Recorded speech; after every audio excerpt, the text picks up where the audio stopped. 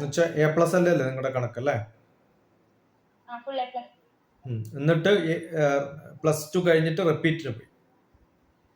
കേരളത്തിലെ മിക്കവാറും മണ്ടന്മാർ ചെയ്യുന്ന ഒരു പണിയാണ് ഈ റിപ്പീറ്റ്. അതിപ്പോ മനസ്സിലായില്ലേ മണ്ടത്തരാന്ന്?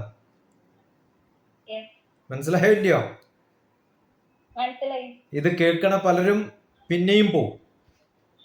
ഞാൻ എല്ലാവരോടും പറയാറുണ്ട്, അവനവന് കിട്ടുന്നത് എന്താണോ അത് മതി, അത് റിപ്പീറ്റ് ചെയ്ത് നോക്കരുത്, അത് വേസ്റ്റാണ് ടൈം. പഠിക്കുന്ന സമയത്ത് നല്ലപോലെ പഠിക്കുന്ന കുട്ടികൾക്ക് അപ്പം തന്നെ എൻട്രൻസ് എഴുതി കിട്ടുകയാണെങ്കിൽ ശരി. അപ്പൊ അന്ന് എഴുതി കിട്ടിയ അതേ ഓപ്ഷനിൽ ഇന്നും കിട്ടണേ. കഴിഞ്ഞ വർഷം എഴുതിയപ്പോൾ കിട്ടിയ അതേ ഓപ്ഷൻ ഇപ്പോഴും കിട്ടുന്നുണ്ട്. വലിയ വ്യത്യാസമൊന്നുമില്ല. ഉണ്ടോ?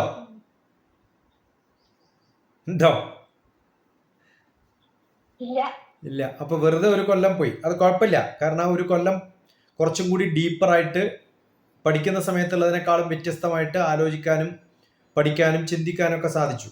അത് ഉപകാരം ചെയ്യും. ഞാൻ പഠിക്കുന്നതൊന്നും മോശമെന്ന് പറയാറില്ല. ഓക്കെ. ഇപ്പോ അനശ്വരയുടെ ക്വസ്റ്റ്യൻ എന്താണ്? അനശ്വര എന്നുള്ള പേര് നല്ല പേരാ. എന്താ അർത്ഥം അനശ്വരയുടെ? ആണോ? പിന്നെന്താ പേടിക്കണ്ട. ഓക്കെ. എന്താ അറിയേണ്ടത് അനശ്വരിക്ക്? എനിക്ക് ഞാനൊരു സ്കോളർഷിപ്പ് എക്സാം എഴുതിയായിരുന്നു. അപ്പൊ അതില് ഫുൾ ഫീ വേവറില് എനിക്ക് പഠിക്കാൻ പറ്റും. അതെവിടെയാ? ഇവിടെ അടുത്തുള്ള റോയൽ എഞ്ചിനീയറിംഗ് കോളേജിൽ. അത് ഇരിങ്ങാലക്കുടയല്ലേ? അല്ല, Akkikavu. Okay. Akkikavu royal engineering. Okay. അപ്പൊ അത് ഒരു 6 ഓപ്ഷൻസ് ഉണ്ടാവും. എനിക്ക് എഞ്ചിനീയറിംഗിനെ പറ്റി ഒന്നും അറിയില്ല. അപ്പൊ എന്താ ചെയ്യേണ്ടതെന്ന് ഒരു അഭിപ്രായം ചോദിക്കാൻ വേണ്ടിയാണ് ഞാൻ സാറിനെ കണ്ടത്. അല്ല, ഏതൊക്കെയാണ് ഓപ്ഷൻസ് ഉള്ളത് ഇപ്പോ? ഇപ്പോ കമ്പ്യൂട്ടർ സയൻസ് ആൻഡ് എഞ്ചിനീയറിംഗ് ഉണ്ട്, പിന്നെ ആർട്ടിഫിഷ്യൽ ഇന്റലിജൻസ് ഉണ്ട്, പിന്നെ സിവിൽ എഞ്ചിനീയറിംഗ് ഉണ്ട്, പിന്നെ 2-3 ഓപ്ഷൻസ് അത് നോക്കണം. സൈബർ സെക്യൂരിറ്റി ഉണ്ട്, ഡാറ്റാ സയൻസ് ഉണ്ട്, ഇലക്ട്രോണിക്സ് ഉണ്ടാവും, ഇലക്ട്രിക്കൽ ഉണ്ടാവും. ഇതൊക്കെയാണ് സാധാരണ. ഇതില് സിവിൽ എഞ്ചിനീയറിംഗ് എന്ന് പറഞ്ഞാൽ കൺസ്ട്രക്ഷൻ, അത് ബേസ് ആയിട്ട് എല്ലായിടത്തും വേണ്ടതാണ്, എല്ലാവർക്കും വേണം.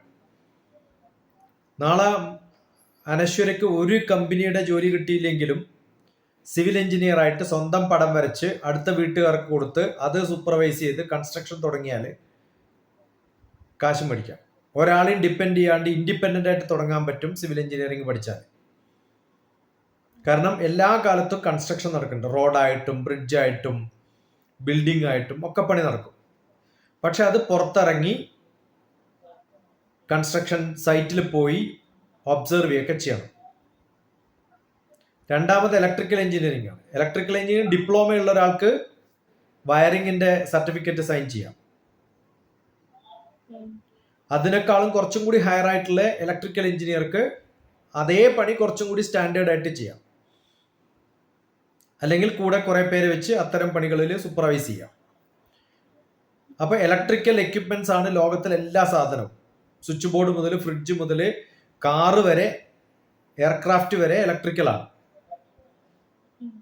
അപ്പൊ സ്പെഷ്യലൈസ് ചെയ്ത് പോയി ഇപ്പൊ പവർ ഇലക്ട്രോണിക്സ് എന്ന് പറയുന്നൊരു, നമ്മുടെ ഫ്രിഡ്ജൊക്കെ പണ്ട് ഇലക്ട്രിക്കൽ ആയിരുന്നു, ഓഫ് ചെയ്യാ ഓൺ ചെയ്യാന്ന് മാത്രമേ ഉള്ളൂ. ഇപ്പൊ ഓട്ടോമാറ്റിക് ഓഫ് ആവും.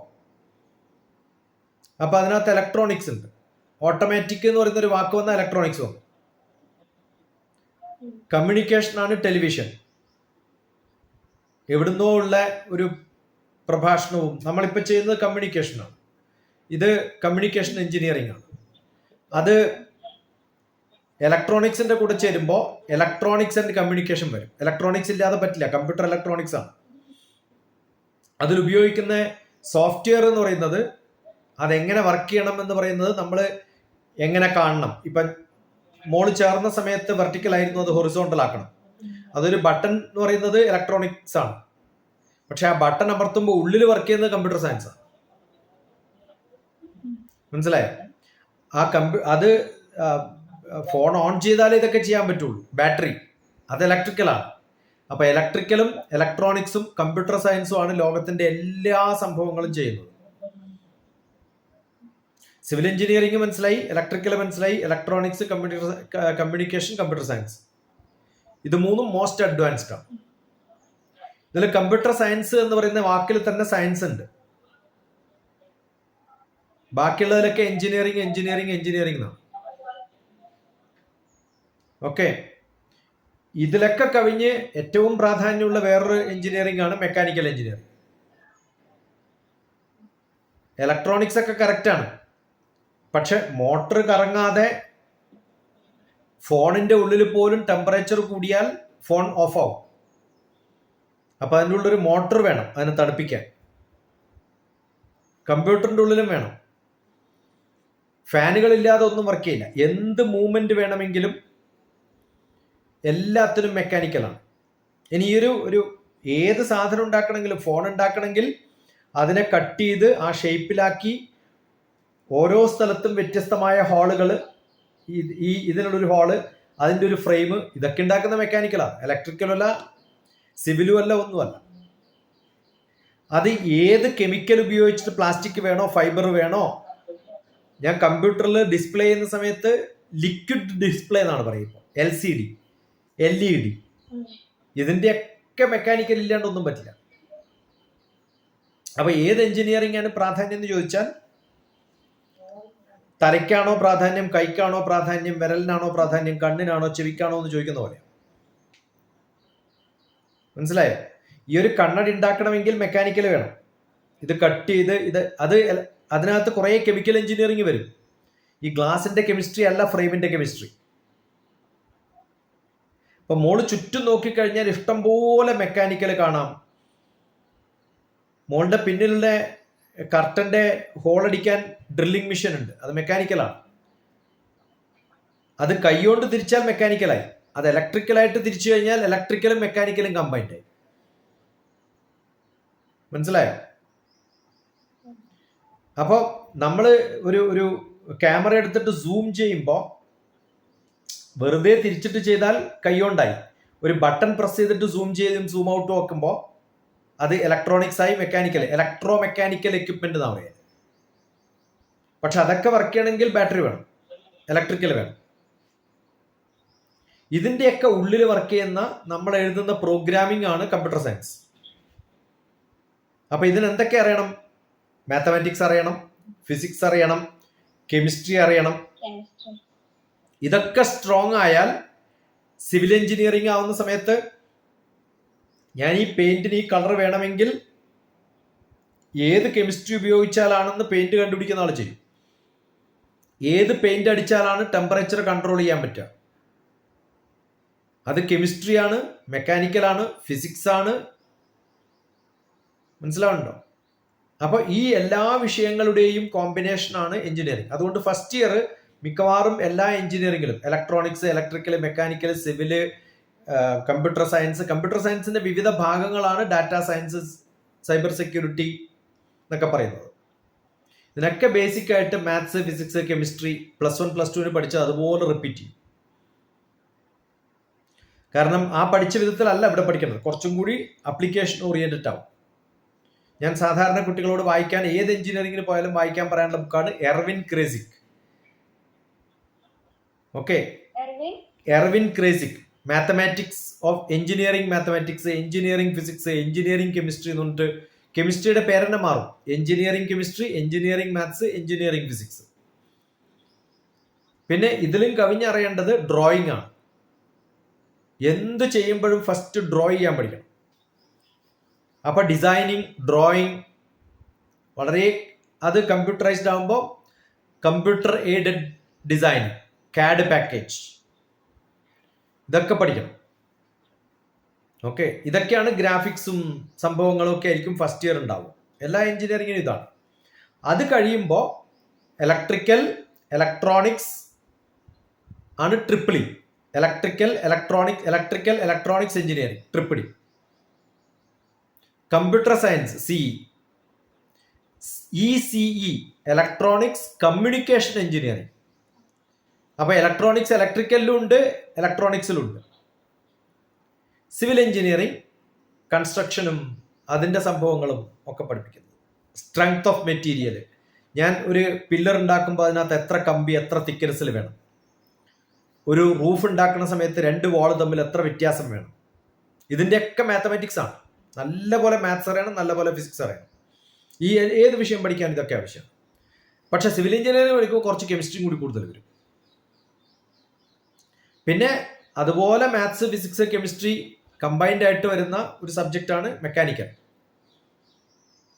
മെക്കാനിക്കലിൽ മെഷീൻ എങ്ങനെ വർക്ക് ചെയ്യും, കമ്പസ്റ്റൻ എഞ്ചിൻ എങ്ങനെയാണ്, പെട്രോൾ ഒഴിച്ചു കഴിഞ്ഞാൽ ഡീസൽ ഒഴിച്ചാൽ എന്താ വ്യത്യാസം, അതുമുതൽ എയർക്രാഫ്റ്റ് എഞ്ചിൻ വരെ പഠിക്കണം. ഈ ഇലക്ട്രോണിക്സ്, ഇലക്ട്രിക്കൽ, മെക്കാനിക്കൽ, സിവിൽ, ഈ 4 എഞ്ചിനീയറിങ്ങിനെ കോർ എഞ്ചിനീയറിംഗ് എന്നാ പറയുക. കമ്പ്യൂട്ടർ സയൻസ് എന്ന് പറയുന്നത് സയൻസ് എന്നുള്ള പേരന്നെ അതിനകത്ത് വന്നിട്ടുണ്ട്. കോർ എഞ്ചിനീയറിംഗ് അല്ല ഇന്ത്യയെ സംബന്ധിച്ചിടത്തോളം. പക്ഷെ ആ എഞ്ചിനീയറിംഗിനാണ് ലോകത്തിലെ ഏറ്റവും പ്രസിദ്ധിയും ഏറ്റവും കൂടുതൽ ജോലി കിട്ടാൻ സാധ്യത. പക്ഷെ എല്ലാവർക്കും തുടങ്ങാൻ പറ്റും. മെക്കാനിക്കൽ, സിവിൽ, ഇലക്ട്രിക്കൽ, ഇലക്ട്രോണിക്സ് തുടങ്ങണമെങ്കിൽ വലിയ ലാബുകൾ വേണം.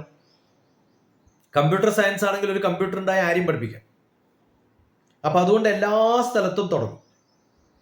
ഇപ്പൊ നമ്മൾ ഇന്റർനെറ്റ് പോയിട്ട് ഈ ഡീറ്റെയിൽസ് ഒക്കെ അടിച്ചു കഴിഞ്ഞാൽ ഇഷ്ടം പോലെ ഡാറ്റ കിട്ടും. ഇപ്പൊ ഡോക്ടർ TPS അടിച്ചാൽ എൻ്റെ പേര് ഡോക്ടർ TPS അടിച്ചാൽ എൻ്റെ കംപ്ലീറ്റ് ഡീറ്റെയിൽസ് കാണും ഇന്റർനെറ്റിൽ. അത് ആരാ സൂക്ഷിച്ചു വെക്കണേ? ലോകത്തിന്റെ പല ഭാഗത്തും സൂക്ഷിച്ചു വെക്കുകയാണ്. അങ്ങനെ ഓരോ സംഭവങ്ങളും സൂക്ഷിച്ചു വെക്കുന്നതാണ് ഡാറ്റ. ആ ഡാറ്റ എവിടെയെങ്കിലും പോയി തപ്പിയിട്ട് നമ്മുടെ കമ്പ്യൂട്ടറിൽ ടൈപ്പ് ചെയ്യുമ്പോൾ ഇന്റർനെറ്റ് വഴി പോകുന്നത് കമ്മ്യൂണിക്കേഷൻ, ടൈപ്പ് ചെയ്യുന്നത് കമ്പ്യൂട്ടർ സയൻസും ഇലക്ട്രോണിക്സും. പക്ഷെ അവിടെ പോയി തപ്പി കണ്ടുപിടിക്കുന്ന കൃത്യമായിട്ട് ആ ഡീറ്റെയിൽസ് കണ്ടുപിടിച്ച് നമ്മുടെ ഗൂഗിളിലൊക്കെ തരുമ്പോൾ അത് ഡാറ്റാ സയൻസ് ആണ്.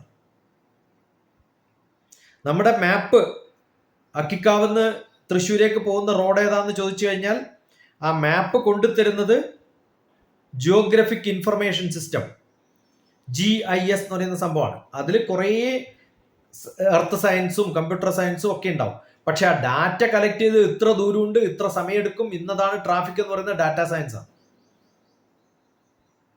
അങ്ങനെ കുറേ പേര് യാത്ര ചെയ്യുമ്പോൾ എവിടെയെങ്കിലും ട്രാഫിക് ജാം ഉണ്ടെങ്കിൽ ഉടനെ ചുവന്ന ഭാഗം കാണിക്കും.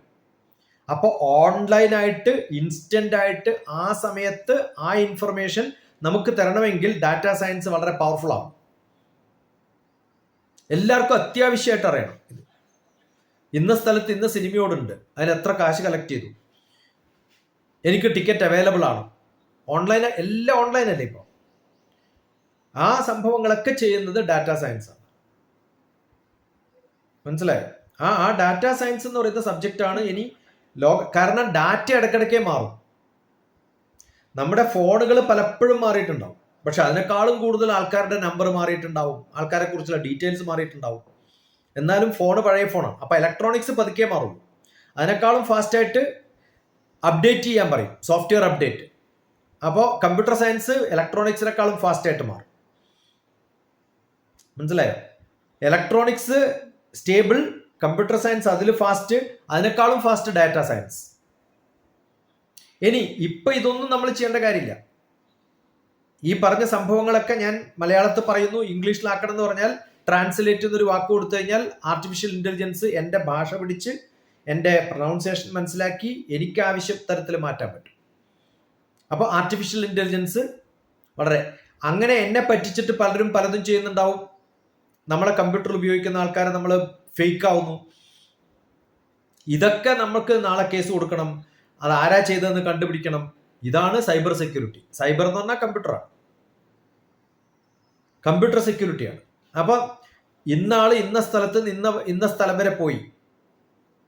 ഇപ്പൊ നാളെ എന്തെങ്കിലും ഒരു കേസ് വന്നു കഴിഞ്ഞു, എവിടെയോ ഒരു സംഭവം നടന്നു, അനശ്വരനെയോ ഡോക്ടർ TPSനോ വേറെ എവിടെയെങ്കിലൊക്കെ ഉണ്ടായിരുന്നു എന്ന് പറഞ്ഞിട്ട് ആരെങ്കിലും കേസ് കൊടുത്തു കഴിഞ്ഞാൽ, ഇല്ല നമ്മൾ ഇവിടെയാണ്, കാരണം ഞാൻ ഇന്ന കമ്പ്യൂട്ടർ ഉപയോഗിച്ച് ഇന്ന സ്ഥലത്തു നിന്നാണ് ഞാൻ അനശ്വരമായിട്ട് സംസാരിക്കുന്നതെന്നുള്ള റെക്കോർഡാണ്. ആ ഡാറ്റാ സയൻസ്, ആ ഡാറ്റ ഉപയോഗിച്ച് എവിടെയെങ്കിലും കേസ് വരുമ്പോൾ, എവിടെയെങ്കിലും പ്രശ്നം വരുമ്പോൾ അത് പ്രൂവ് ചെയ്യാൻ ഉപയോഗിക്കുന്ന മെത്തേഡ് സൈബർ സെക്യൂരിറ്റി. അപ്പൊ ഞാൻ നേരത്തെ ഇലക്ട്രോണിക്സും കമ്പ്യൂട്ടർ സയൻസും ഒക്കെ പറഞ്ഞതുപോലെ കമ്പ്യൂട്ടർ സയൻസിലെ എല്ലാ ഡീറ്റെയിൽസും കലക്റ്റീവായിട്ട് ഉപയോഗിക്കും. ഇപ്പോൾ ഡാറ്റ കുറേ ഉണ്ട്. മോളൊരു സൂപ്പർ മാർക്കറ്റിൽ പോയി കഴിഞ്ഞാൽ കുറേ സാധനങ്ങൾ വെച്ചിട്ടുണ്ടാവും.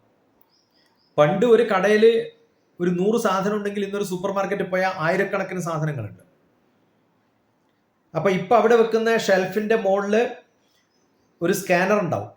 10 ഹോർലിക്സ് ഉണ്ടെന്ന് വിചാരിക്കുക. ഇന്ന് വെള്ളിയാഴ്ചയാണ്. കഴിഞ്ഞ വെള്ളിയാഴ്ച, അതിന് മുമ്പത്തെ വെള്ളിയാഴ്ച, എല്ലാ വെള്ളിയാഴ്ചകളിലും എൻ്റെ ഷോപ്പിൽ 10-ലധികം ഹോർലിക്സ് വിറ്റുപോയിട്ടുണ്ട് എന്ന് ഒരു സ്റ്റാറ്റിസ്റ്റിക്സ് ഉണ്ടാവും. അപ്പൊ അതിന് സ്റ്റാറ്റിസ്റ്റിക്സ് നന്നായിട്ട് അറിയണം, ഡാറ്റ സയൻസ് അറിയുമ്പോൾ. ബില്ലടിക്കുമ്പോൾ അറിയാം ഓരോ ദിവസവും 10 ഹോർലിക്സ് പോയിട്ടുണ്ട്, കഴിഞ്ഞ എല്ലാ വെള്ളിയാഴ്ചകളിലും മാത്രം. വ്യാഴാഴ്ച 2 പോയിട്ടുള്ളൂ, പക്ഷെ വെള്ളിയാഴ്ച 10 പോയിട്ടുണ്ട്. അപ്പൊ എൻ്റെ സ്റ്റോക്കിൽ എത്ര വേണം? മിനിമം 10 ഉണ്ടാവണം. അപ്പൊ എൻ്റെ ഷെൽഫിൽ 10 ഹോർലിക്സ് ഇല്ലെങ്കിൽ ഉടനെ എനിക്ക് എൻ്റെ മെസ്സേജ് ആയിട്ട് ഇൻഫർമേഷൻ, ഞാനാണ് ഓണർ എന്ന് വിചാരിക്കുക, എനിക്ക് വരും. അല്ലെങ്കിൽ ഞാനാണ് മാനേജർ സൂപ്പർ മാർക്കറ്റിന്റെ. ഇനി 10 ഹോർലിക്സ് ഇല്ല, ഇന്ന് 5 കൂടി കൊണ്ടുവച്ചാലേ 10 ഉണ്ടാവുള്ളൂ.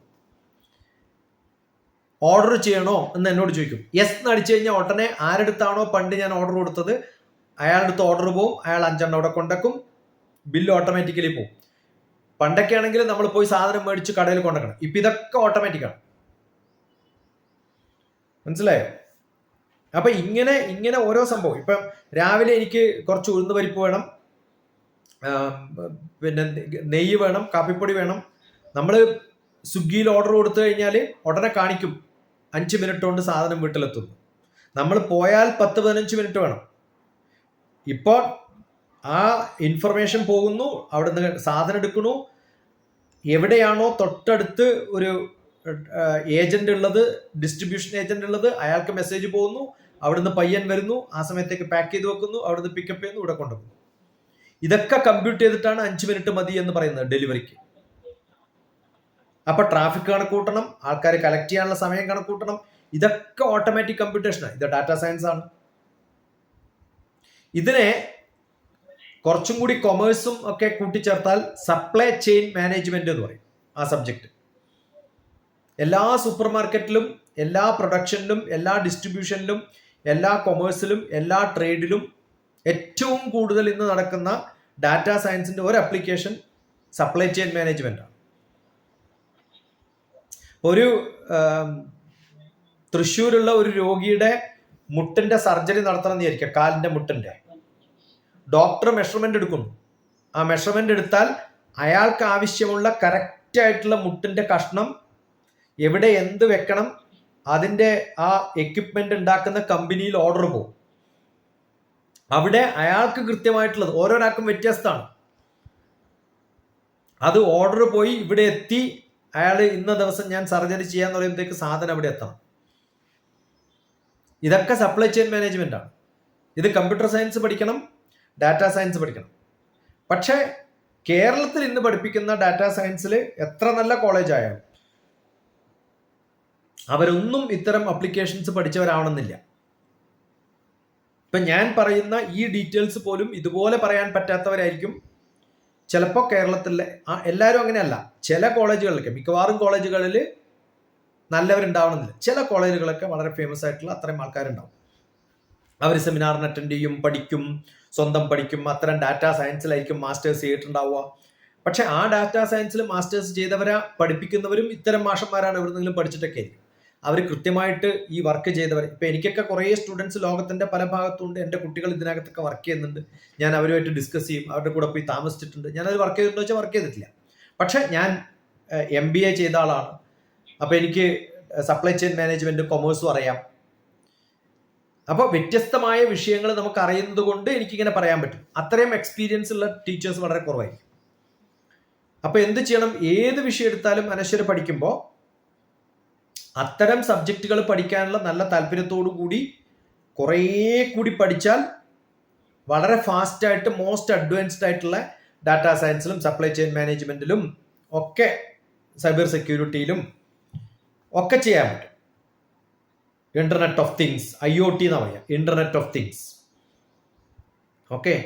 അതുപോലെ മോൾ എഴുതിയിട്ടുള്ള വേറെ സ്പെഷ്യലൈസേഷൻ എന്ന് പറയുന്നത് ഇത് തന്നെയാണ്. അതെ, ഇത്രേ ഉള്ളൂ. സൈബർ സെക്യൂരിറ്റിയും ആർട്ടിഫിഷ്യൽ ഇന്റലിജൻസും ഡാറ്റാ സയൻസും ആണ് എഴുതിയിട്ടുള്ളത്. അപ്പൊ ഈ സംഭവങ്ങളിലൊക്കെ നമുക്ക് ചെയ്യാൻ പറ്റും. പക്ഷെ ഇതാണ് നല്ലതും. ഏതാണ് നല്ലതെന്നുള്ള ചോദ്യത്തിനാണ് ഞാൻ ഉത്തരം പറയുന്നത്. ഇതാണ് നല്ലത്, കാരണം മോസ്റ്റ് അഡ്വാൻസ്ഡ് ആണ്. പക്ഷെ കോളേജിൽ അത് കിട്ടുമോ എന്ന് ചോദിച്ചാൽ എനിക്ക് പറയാൻ പറ്റില്ല. അതിനുള്ള അറിവുള്ള മാഷന്മാരുണ്ടോ എന്ന് ചോദിച്ചാൽ എനിക്ക് അറിയില്ല.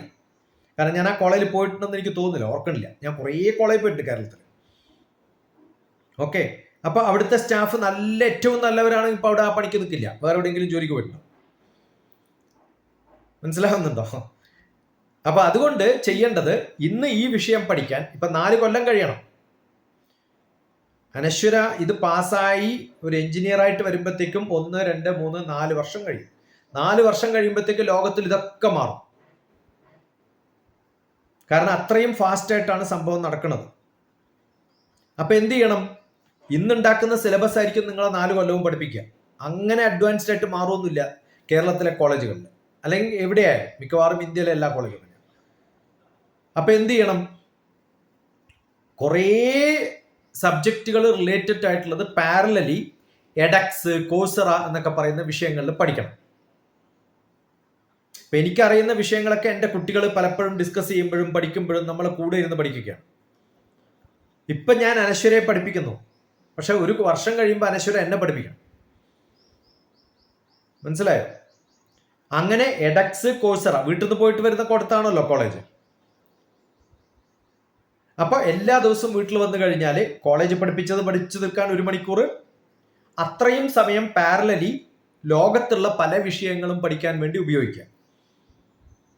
അങ്ങനെ പഠിച്ചാൽ ഇത് കഴിയുമ്പോൾ ആ വിഷയങ്ങളിലൊക്കെ മാസ്റ്റേഴ്സ്, ലോകത്തിന്റെ പല നല്ല കോളേജുകൾ ഞാൻ അയച്ചുതരാം അതിന്റെ ലിങ്കൊക്കെ, അല്ലെങ്കിൽ യൂട്യൂബിൽ ഇത് ഇടുന്ന സമയത്ത് അതിന്റെ താഴത്ത് ലിങ്ക് ഇടും. എഡക്സ്, കോഴ്സറ അത്തരം വിഷയങ്ങളിൽ ഓരോ വാക്കുകളും കോളേജിൽ പഠിക്കുമ്പോൾ അതിന് കറസ്പോണ്ടിങ് ആയിട്ട് ലോകത്തിലെ ഏറ്റവും നല്ല യൂണിവേഴ്സിറ്റിയിൽ എന്തൊക്കെയാ പഠിക്കാനുള്ളത്, ആ പഠിക്കുന്ന വിഷയങ്ങളൊക്കെ പഠിച്ചു തീർക്കുക. അപ്പോൾ ഏറ്റവും നല്ല സ്റ്റുഡൻ്റ് ആയിട്ട് മാറും. അങ്ങനെ ആയില്ലെങ്കിൽ കേരളത്തിൽ മോള് പറയുന്ന ഓരോ വിഷയത്തിലും ഇന്ത്യയിലാകെ നോക്കിയാൽ ഒരു 50,000 ആൾക്കാരോളം പാസ്സാവുന്നുണ്ടാവും. അതിൽ എത്ര പേർക്ക് ജോലി കിട്ടുന്നുണ്ട്, നല്ല ജോലി എന്ന് ചോദിച്ചു കഴിഞ്ഞാൽ ഒരു 50 ആക്കേ കിട്ടുന്നുണ്ടാവും. അപ്പൊ 1000-ൽ 1 കുട്ടിക്കാണ് കിട്ടുക. ഇപ്പൊ മോളുടെ കോളേജിൽ ആകെ 300 സീറ്റോ 200 സീറ്റോ ഒക്കെ ഉണ്ടെങ്കിൽ അതിൽ ഒരു ജോലിയും കിട്ടാത്ത ബാച്ചുകളോടെ ഇറങ്ങിയിട്ടുണ്ട്. അപ്പൊ അതുകൊണ്ട് ഡിമാൻഡ് ഉണ്ടോ, സ്കോപ്പ് ഉണ്ടോ എന്ന് ചോദിച്ചു കഴിഞ്ഞാൽ ഡിമാൻഡും ഇല്ല, സ്കോപ്പും ഇല്ല. നല്ലപോലെ പഠിച്ചാൽ ഡിമാൻഡും ഉണ്ട്, സ്കോപ്പും ഉണ്ട്. ഓക്കെ, ഈ കമ്പ്യൂട്ടർ സയൻസ് ആണ് ഇപ്പൊ ഏറ്റവും അഡ്വാൻസ്ഡും ജോലി കിട്ടാനും എളുപ്പം ഉള്ള ഒരു സബ്ജക്ട്. പക്ഷെ ഞാൻ ആദ്യം പറഞ്ഞതുപോലെ ഇലക്ട്രിക്കൽ, ഇലക്ട്രോണിക്, മെക്കാനിക്കൽ, സിവിൽ ഇതാണ് കോർ എഞ്ചിനീയറിംഗ്. ഇന്ന് കമ്പ്യൂട്ടർ സയൻസോ ആർട്ടിഫിഷ്യൽ ഇന്റലിജൻസോ റോബോട്ടിക്സോ സൈബർ സെക്യൂരിറ്റിയോ ഒക്കെ എടുത്താൽ നാളെ ഇലക്ട്രിക്കലോ മെക്കാനിക്കലോ സിവിലോ ഇലക്ട്രോണിക്സോ ജീവിതത്തിൽ പഠിക്കാൻ പറ്റില്ല. പക്ഷേ ഇലക്ട്രിക്കലോ ഇലക്ട്രോണിക്സോ മെക്കാനിക്കലോ സിവിലോ പഠിച്ച ഒരാൾക്ക് ഇതൊക്കെ കഴിഞ്ഞാലും 4 വർഷം കഴിയുമ്പോൾ കമ്പ്യൂട്ടർ സയൻസിലേക്ക് മാറാനും ഡാറ്റാ സയൻസിലേക്ക് മാറാനും ഒക്കെ പറ്റും. നമ്മൾ ആദ്യം തന്നെ വലിയ വഴിയിലൂടെ പോയാൽ എപ്പോൾ വേണമെങ്കിലും ചെറിയ വഴിയിൽ കയറാം. ആദ്യം തന്നെ ചെറിയ വഴിയിൽ കയറിയാലോ പിന്നെ ഹൈവേ റോഡിലേക്ക് കയറണമെങ്കിൽ കുറേ കറങ്ങണം. അതുപോലെ പിന്നെ കയറാനും പറ്റില്ല. ഇപ്പൊ എൻ്റെ തന്നെ അടുത്ത ബന്ധുക്കളും എൻ്റെ മക്കളും എൻ്റെ മരുമക്കളും ഒക്കെ പലരും മെക്കാനിക്കലും സിവിലും ഇലക്ട്രോണിക്സും ഇലക്ട്രിക്കലും NIT-യിലും IIT-യിലും ഒക്കെ പഠിച്ചിട്ടുണ്ട്. അവരൊക്കെ അത് കഴിഞ്ഞപ്പോൾ കമ്പ്യൂട്ടർ സയൻസിലേക്കാണ് പോയിരിക്കുന്നത്. അപ്പൊ എന്താ ഗുണം എന്താന്ന് ചോദിച്ചു കഴിഞ്ഞാൽ അവർ കുറച്ചുകൂടി സ്ട്രോങ് എഞ്ചിനീയറിംഗ് അറിഞ്ഞിട്ടുള്ളതാണ് പോകുന്നത്. അപ്പൊ നമ്മൾ കമ്പ്യൂട്ടർ സയൻസ് മാത്രമേ അറിയുള്ളൂ എന്ന് പറഞ്ഞാൽ കമ്പ്യൂട്ടർ എന്തെങ്കിലും ഒരു കേട് വരുന്ന സമയത്ത് എന്തുകൊണ്ടാണ് കേട് വരുന്നതെന്ന് നമുക്ക് അറിയാൻ പറ്റില്ല. മനസ്സിലായോ? അപ്പൊ അതും കൂടി അറിയണമെങ്കിൽ പിന്നെ എനിക്ക് കമ്പ്യൂട്ടർ സയൻസ് അല്ല, പ്രോഗ്രാമിംഗ് അല്ല ഇഷ്ടം, വേറെ എന്തെങ്കിലുമൊക്കെ പഠിച്ചാൽ മതിയായിരുന്നു എന്ന് വിചാരിച്ചാൽ മെക്കാനിക്കൽ പഠിച്ച ഒരാൾക്ക് ഇലക്ട്രോണിക്സിലേക്ക് പോവാം, ഇലക്ട്രിക്കൽ പഠിച്ച ഒരാൾക്ക് പവർ ഇലക്ട്രോണിക്സിലേക്ക് പോവാം, ഇനി സിവിൽ എഞ്ചിനീയറിംഗ് പഠിച്ച ഒരാൾക്ക് കെമിക്കൽ ആണ് ഇഷ്ടം, അത്തരം സംഭവങ്ങളിലേക്ക് പോവാം. ഓക്കെ, എൻ്റെ മകൻ പഠിച്ചത് മെക്കാനിക്കൽ എഞ്ചിനീയറിംഗ്, പക്ഷെ ഇപ്പോൾ വർക്ക് അത് കഴിഞ്ഞിട്ട് സ്പെഷ്യലൈസ് ചെയ്ത് മെറ്റീരിയൽ സയൻസ് ആണ്. ഓരോ സാധനങ്ങൾ ഓരോ മെറ്റീരിയലിൻ്റെയും പ്രത്യേകതകൾ പഠിക്കുന്നതാണ് മാസ്റ്റർ ചെയ്തത്. അത് കഴിഞ്ഞപ്പോൾ ന്യൂക്ലിയർ സയന്റിസ്റ്റ് ആണ്. അത് ആ സമയത്ത് കമ്പ്യൂട്ടർ സയൻസ് പഠിച്ചിട്ടുണ്ടെങ്കിൽ ഒരിക്കലും ന്യൂക്ലിയർ സയന്റിസ്റ്റ് ആവാൻ പറ്റില്ലല്ലോ. ഒരിക്കലും മെറ്റീരിയൽ സയൻസ് പഠിക്കില്ല, ഒരിക്കലും മെക്കാനിക്കൽ പഠിക്കില്ല. പക്ഷെ മെക്കാനിക്കൽ പഠിച്ച കുറേ കുട്ടികൾ എനിക്കറിയാം കമ്പ്യൂട്ടർ സയൻസിലേക്ക് മാറിയത്. എൻ്റെ മകൻ്റെ വൈഫ് തന്നെ സിവിൽ എഞ്ചിനീയറിംഗാണ് പഠിച്ചത്, പക്ഷെ അത് കഴിഞ്ഞ് ഡാറ്റാ സയൻസാണ് പഠിച്ചത്. ഇപ്പൊ സിവിൽ എഞ്ചിനീയറിംഗ് കഴിഞ്ഞ ഒരാൾക്കും ഡാറ്റാ സയൻസിലേക്ക് ചാടാം. അപ്പൊ കോർ എഞ്ചിനീയറിംഗ് പഠിച്ചാൽ എവിടെ വേണമെങ്കിലും ചാടാം. Number 1. Number 2, mechanical, civil, electronics, electrical ആണ് ഇന്ത്യയിൽ കോർ എഞ്ചിനീയറിംഗ്. അപ്പൊ നാളെ IES, Indian engineering service, IAS, IFS, IPS എന്നൊക്കെ പറയുന്നത് പോലെ തന്നെ ഇക്വലന്റ് ആയിട്ടുള്ള ഒരു ഓൾ ഇന്ത്യ സർവീസ് ആണ് ഇന്ത്യൻ എഞ്ചിനീയറിംഗ് സർവീസ്. അതിൽ ചാടണമെങ്കിൽ ഇതിൽ തന്നെ electrical, electronics, mechanical, civil. Computer സയൻസുകാർ അതിന് എലിജിബിൾ അല്ല, കാരണം അത് എഞ്ചിനീയറിംഗ് ആയിട്ട് ഇപ്പോഴും ഇന്ത്യൻ ഗവൺമെന്റ് അംഗീകരിച്ചിട്ടില്ല. കമ്പ്യൂട്ടർ സയൻസ് ആണ് പേര് അതിന്റെ, കമ്പ്യൂട്ടർ സയൻസ് ആൻഡ് എഞ്ചിനീയറിംഗ് എന്നാണ്. ഓക്കെ.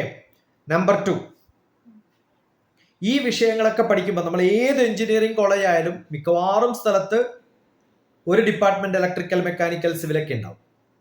കമ്പ്യൂട്ടർ സയൻസിൽ മോൾ ഇപ്പൊ തന്നെ data science and cyber security specialise ചെയ്തു എന്ന് വിചാരിക്കും. നാളെ അത്തരം കുറേ സ്പെഷ്യലൈസേഷൻസ് വരാം. ഏതെങ്കിലും ഒരു എഞ്ചിനീയറിംഗ് കോളേജ് ടീച്ചർ ജോബിന് പോകുന്ന സമയത്ത് അവിടെ സൈബർ സെക്യൂരിറ്റി പഠിപ്പിക്കാൻ ടീച്ചർമാരെ ആവശ്യമില്ല. കാരണം സൈബർ സെക്യൂരിറ്റി അവിടെ കോഴ്സ് ഇല്ല എന്ന് വിചാരിക്കാം. ടീച്ചറുടെ ജോലി കിട്ടണമെങ്കിൽ പോലും ആ സ്പെഷ്യലൈസേഷന് പോയാൽ അതുള്ള സ്ഥലത്ത് മാത്രമേ ടീച്ചർ ആവാൻ പറ്റുള്ളൂ. അപ്പൊ വളരെ നന്നായിട്ട് പഠിച്ചാൽ അഡ്വാൻസ്ഡ് ആയിട്ടുള്ള, ഇഷ്ടപ്പെട്ട് അത് തന്നെ എനിക്ക് ഇഷ്ടമാണെന്നൊക്കെ തോന്നിക്കഴിഞ്ഞാൽ അഡ്വാൻസ്ഡ് ആയാൽ വണ്ടർഫുൾ. അപ്പൊ എല്ലാത്തിനും ഗുണവും ദോഷവും ഉണ്ട്. കൃത്യമായിട്ട് ഇതാണ് എടുക്കേണ്ടത് എന്നൊരു മെസ്സേജിലൂടെ മോള് ചോദിച്ചപ്പോൾ ഒരു മെസ്സേജിലൂടെ ഉത്തരം പറയാൻ പറ്റില്ല എന്ന് മനസ്സിലായില്ലേ എനിക്ക്. പിന്നെ ഞാൻ ഇപ്പൊ പറഞ്ഞപ്പോൾ കുറെ കൺഫ്യൂഷൻ ഉണ്ടായിട്ടോ എന്താ ചെയ്യേണ്ടത്. കാരണം ഉത്തരം ഞാൻ കൃത്യമായിട്ട് ഇന്ന് എടുക്കേണ്ടത് ഞാൻ പറഞ്ഞില്ലല്ലോ. അങ്ങനെ പറയാൻ പാടില്ല. അങ്ങനെ പറഞ്ഞു കഴിഞ്ഞാൽ എന്ത് പറ്റും എന്ന് വിചാരിച്ചു കഴിഞ്ഞാൽ നാളെ മൂക്കത് പഠിക്കാൻ പറ്റില്ല എന്നാവാം. പഠിപ്പിക്കുന്ന മാഷന്മാർ നല്ലതാവണമെന്നില്ല. ഞാൻ മസാല ദോശ കഴിച്ചോ എന്ന് പറഞ്ഞു. ആ ഹോട്ടലിൽ എത്തിയപ്പോൾ മസാല ദോശ കരിഞ്ഞാണ് തന്നെങ്കിൽ ഞാൻ എന്ത് ചെയ്യും? മനസ്സിലായോ? അപ്പൊ ഞാൻ ഇന്നത് പഠിക്കാൻ പോകുമ്പോൾ സാധാരണ ഇന്ന സ്ഥലത്ത് പോയി പഠിക്കണം എന്നും കൂടി പറയും. You understood? അപ്പൊ അനശ്വരയെ പോലെയുള്ള നല്ലൊരു കുട്ടി ഗവൺമെന്റ് എഞ്ചിനീയറിംഗ് കോളേജിൽ ഒന്നും കിട്ടില്ല നമുക്ക്.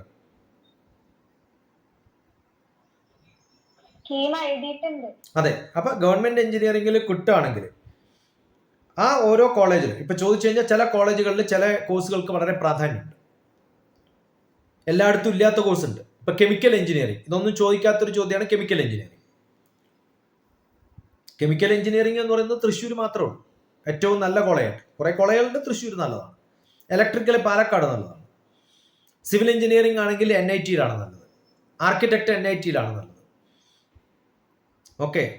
അങ്ങനെ ഓരോ സ്ഥലത്തും വ്യത്യസ്തമായ, ഇപ്പം മെഡിക്കൽ എഞ്ചിനീയറിംഗ് അല്ലെങ്കിൽ ബയോമെഡിക്കൽ അത്തരം സംഭവങ്ങളൊക്കെ IIT കാൺപൂരൊക്കെയാണ്. ഞാൻ അടുത്ത കാലത്ത് IIT കാൺപൂരിൽ പോയി.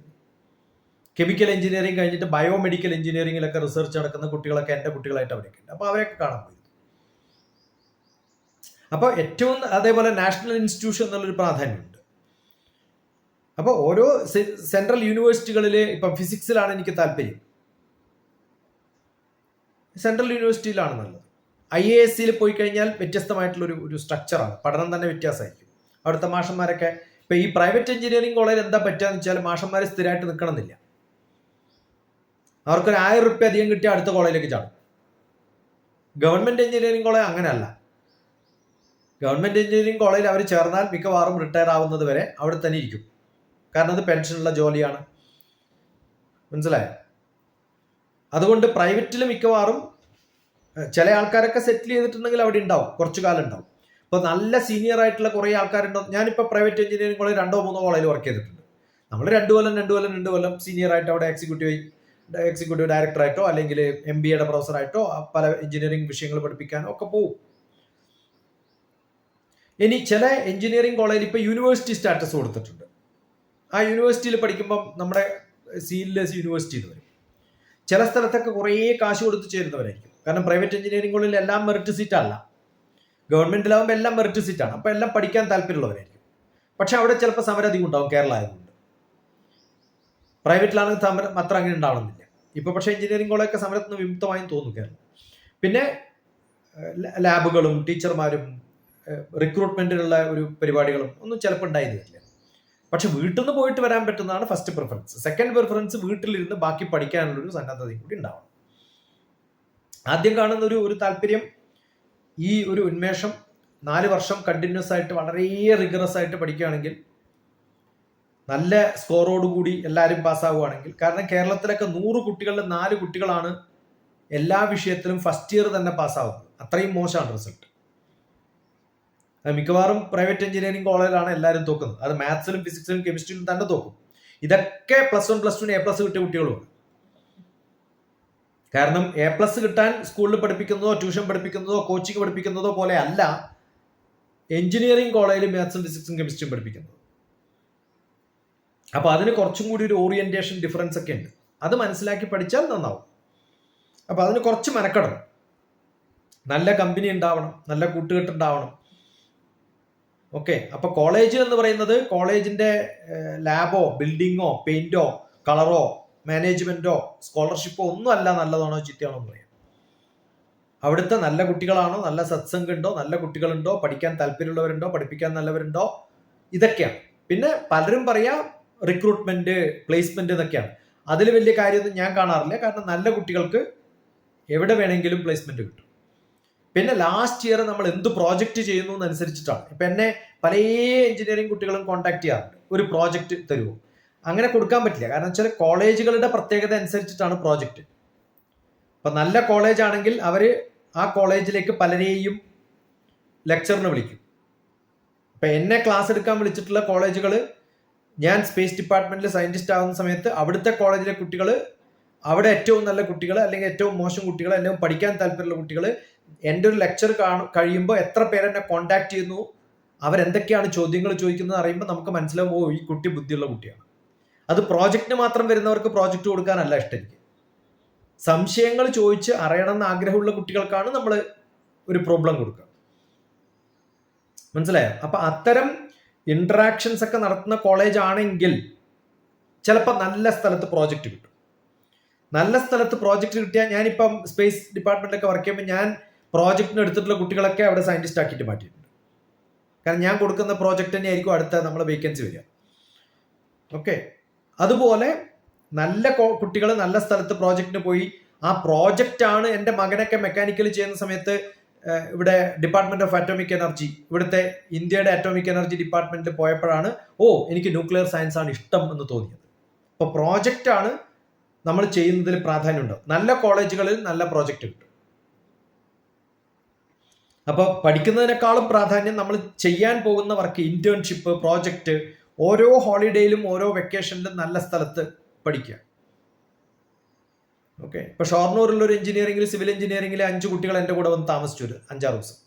ആ സമയത്താണ് കണ്ണൂർ എയർപോർട്ട് ഉണ്ടാക്കുന്നത്. ഞാൻ എയർപോർട്ട് ഉണ്ടാക്കുന്നത് കാണിക്കാൻ കൊണ്ടുപോയി അവരെ. ആ ഭാഗത്തൊന്നും കേട്ടില്ല ആരും. പക്ഷെ എനിക്ക് സാധിച്ചത് കൊണ്ട് ഞാൻ അവരെയൊക്കെ കൊണ്ടുപോയി. അതിലൊരു കുട്ടി പിന്നെയും കോണ്ടാക്ട് ചെയ്തു, ഞാനുമായിട്ട് നല്ല കോണ്ടാക്ട് ഉണ്ടായിരുന്നു. ആ കുട്ടി ഇപ്പൊ ദുബായിൽ എഞ്ചിനീയറാണ്. മനസ്സിലായോ? അപ്പോൾ ഓരോ കുട്ടികൾ നമ്മൾ എത്രത്തോളം പ്രാധാന്യം കാണുന്നു, എത്രത്തോളം ഇൻട്രസ്റ്റ് കാണിക്കുന്നു, ആ ഇൻട്രസ്റ്റ് കാണിക്കുന്നതിനനുസരിച്ചിട്ടാണ് നമ്മുടെ മുന്നിലേക്കുള്ള യാത്ര.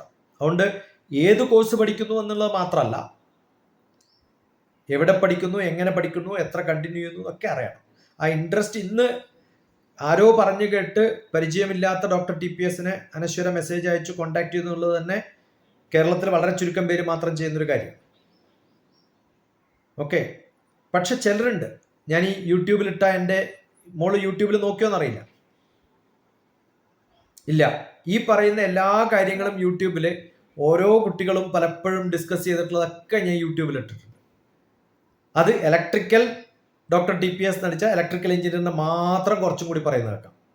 Cyber security, computer science, mechanical, civil, biotechnology, ഇങ്ങനെ ഓരോ കുട്ടികളും ചോദിക്കുന്നതിനൊക്കെ ഉത്തരം ഞാൻ പറഞ്ഞിട്ടുണ്ട് ഇതിനു മുമ്പ്.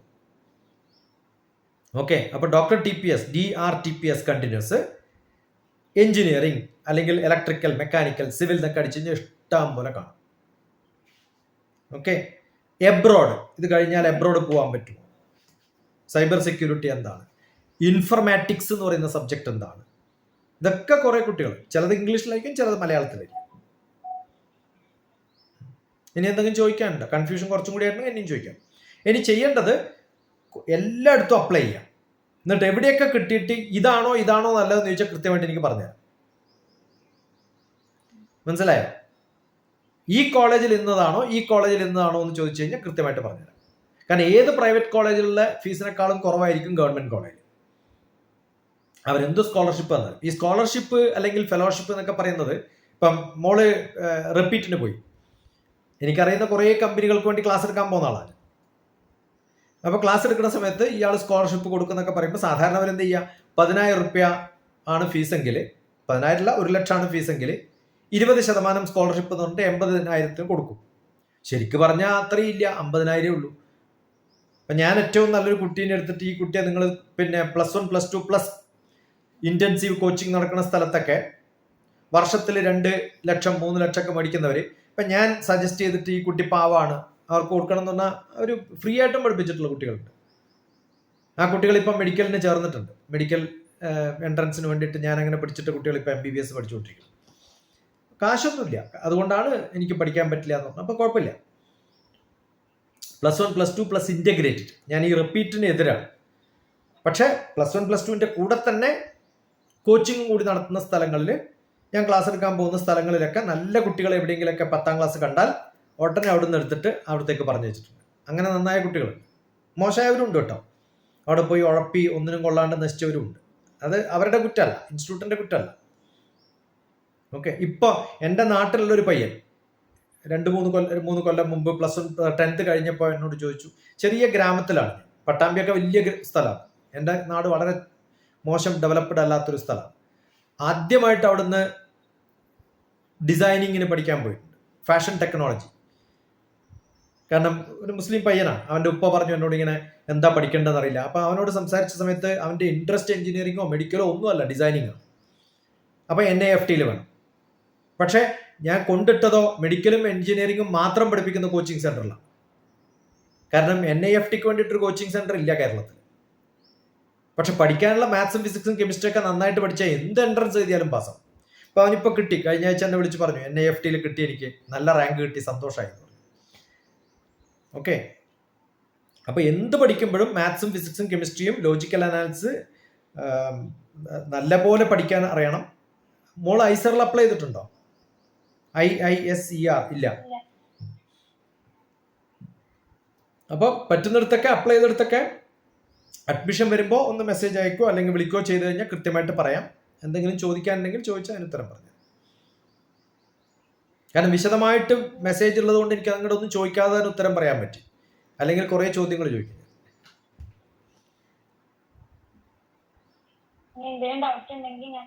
ഓക്കെ. ഇത് ഇടാലോ യൂട്യൂബിൽ അല്ലേ? മോള് നോക്കണം, യൂട്യൂബിൽ പോയി നോക്കിയാൽ കാണാം.